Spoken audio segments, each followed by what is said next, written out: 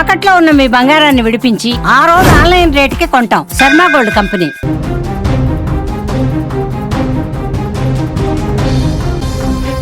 ఆ తల్లికి బిడ్డలే లోకం, ఆ బిడ్డలకు తల్లే సర్వస్వం. ఆ ముగ్గురు మధ్య బంధం ఎంత బలమైనదంటే మరణంలో కూడా వారు విడిపోవాలని అనుకోలేదు. నేను లేకపోతే నా బిడ్డలు ఏమైపోతారో, ఈ లోకం వారిని ఎలా చూస్తుందో అన్న ఆ తల్లి ఆవేదన, అమ్మ ఎక్కడికి తీసుకువెళితే అక్కడికి, అమ్మ ఏం చెప్తే అదే కరెక్ట్ అనుకున్న ఆ పసి హృదయాల నమ్మకం వెరసి నిండు సంసారము రైలు పట్టాల మీద చిత్రమైపోయింది. సాధారణంగా ఏ తల్లైనా తన బిడ్డలకు చిన్న కష్టం వస్తేనే తట్టుకోలేదు. అలాంటిది తనతో పాటు మృత్యువులోకి తీసుకువెళ్లాలని నిర్ణయించుకుందంటే విజయారెడ్డి ఎంతటి మానసిక సంఘర్షణ అనుభవించి ఉంటుందో ఊహించలేం. అయితే ఇక్కడ అందరినీ కలిచివేస్తున్న అంశం ఏమిటంటే ఆ పిల్లలు తమ తల్లిని అంతలా నమ్మడం. గత నెల 31వ తేదీన చెర్లపల్లి గట్కేసర్ రైల్వే స్టేషన్ మధ్య పట్టాలపైన విజయారెడ్డి, చేతన్ రెడ్డి మరియు విశాల్ రెడ్డి చనిపోయినటువంటి ఘటనలో వస్తున్న విషయాలు ఇప్పుడు ఒక్కొక్కటి గుండెలను పిండేస్తున్నాయి.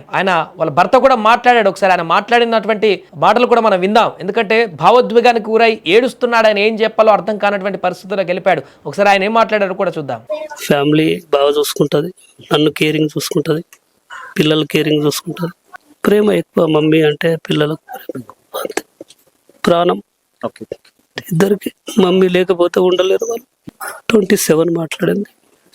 ఐఐటి కోసం ఎగ్జామ్ రాయడానికి వచ్చింది. ఖచ్చితంగా కొడతా డాడీ ఈసారి, ఐఐటి పోతానన్నా కానీ ఎక్కడికి వెళ్ళిపోయింది. ప్రేమ ప్రేమ అంత కేరింగ్ చూసుకునేది నా వైఫ్. పిల్లలు మా చెర్రి, నా తల్లి, చిట్టు తల్లి,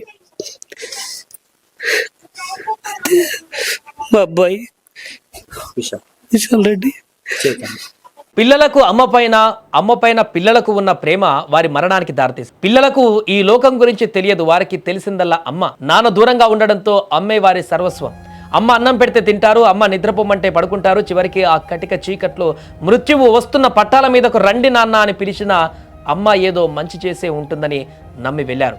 విజయారెడ్డి తన 2 కుమారులు చేతన్ రెడ్డి అదేవిధంగా విశాల్ రెడ్డిలను కంటికి రెప్పలా పెంచింది. 2 పిల్లలని. ఆర్థిక ఇబ్బందులు లేవు, హోదా ఉన్న కుటుంబం. కానీ ఆమె మనసులో ఏదో ఒక అభద్రతా భావం గూడు కట్టుకుంది. నేను లేని లోకంలో వీరు ఒంటరి అయిపోతారు, వేరే ఎవరి దగ్గర ఉండి కష్టపడడం కంటే నాతోనే ఉండడం శ్రేయస్కరమని ఆమె భావించి ఉండవచ్చు.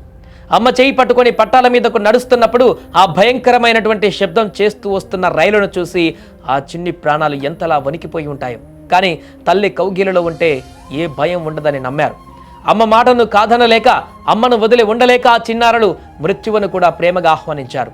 భర్త పుట్టినరోజు ముందు నాడే భార్య, 2 కొడుకులు లేకుండా పోవడం ఆ కుటుంబంలో ఎన్నటికీ తీరని లోటు.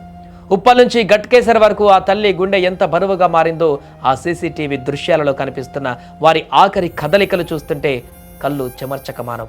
తల్లి ప్రేమ ఎంత గొప్పదో అదే ప్రేమ ఒక్కసారి ఎంతటి వినాశనానికి దారితీస్తుందో అనడానికి ఈ ఘటన నిదర్శనం. ఆ ముగ్గురు ఇప్పుడు లేరు, కానీ అమ్మ నీతోనే మేము అన్న ఆ పిల్లల అమాయకత్వం మాత్రం ప్రతి ఒక్కరిని ఇప్పుడు కన్నీరు పెట్టిస్తోంది.